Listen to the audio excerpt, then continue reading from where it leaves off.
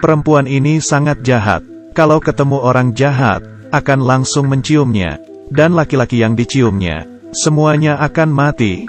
Dan tidak bisa ditemukan penyebab kematiannya. Awal mulanya, diri sendiri masih tidak tahu. Lalu menciumi pacarnya. Tapi keesokannya, pacarnya tidak hati-hati tergelincir dari lantai atas dan jatuh. Tidak lama kemudian, Xiao Mei mempunyai pacar baru lagi. Setelah berciuman, besoknya pacarnya mati karena ditabrak mobil. Bahkan semakin lama semakin parah. Bahkan sahabatnya tidak sengaja mengenai bibirnya. Juga mati.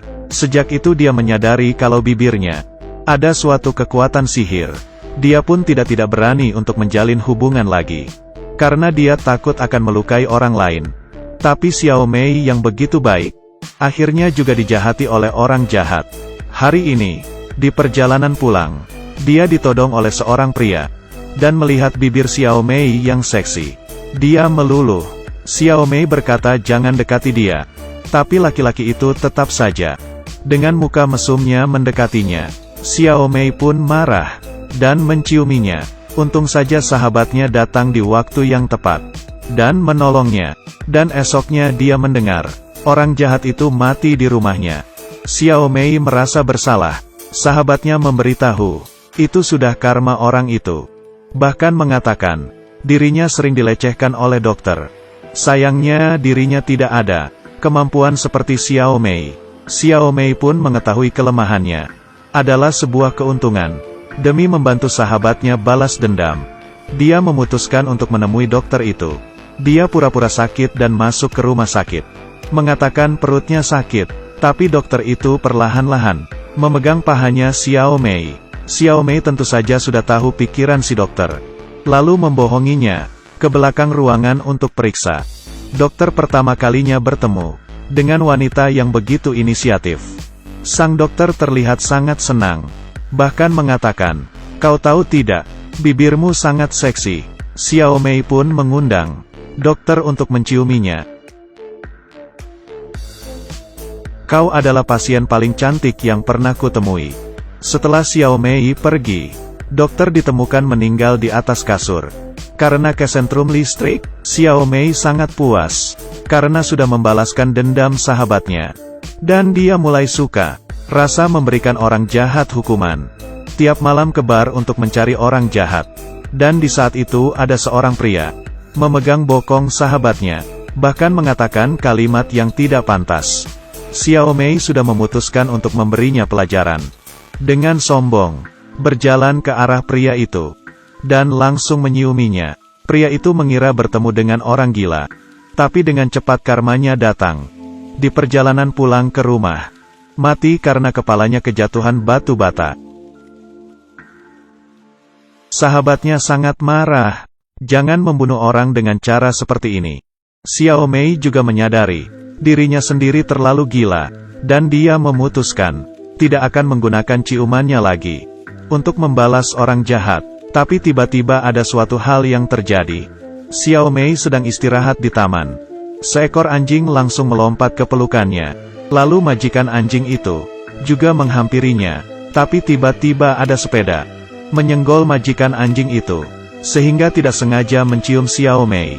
Mampus deh, semalam baru saja bilang tidak akan membalas orang jahat. Tapi hari ini menciumi orang Yagen tidak bersalah.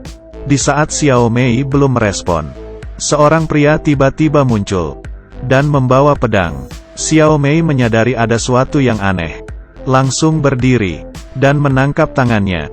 Kemudian Xiao Mei tiap hari bersama pria itu untuk diam-diam melindunginya. Xiao Mei yang baik hati, takut akan melukai orang yang tidak bersalah. Dia juga tidak membiarkan pacarnya untuk menyiuminya. Dia juga tidak membiarkan pacarnya untuk menyiuminya. Pacarnya tiap hari tidak mengerti. Dia tidak berani mengatakan ke pacar tentang rahasianya. Xiao Mei takut pacarnya akan menjauhinya. Jadi tiap hari dia pergi meluapkan isi hatinya ke sahabatnya. Hal ini juga membuat sahabatnya kepikiran, satu-satunya pacar yang sangat susah untuk dilupakan.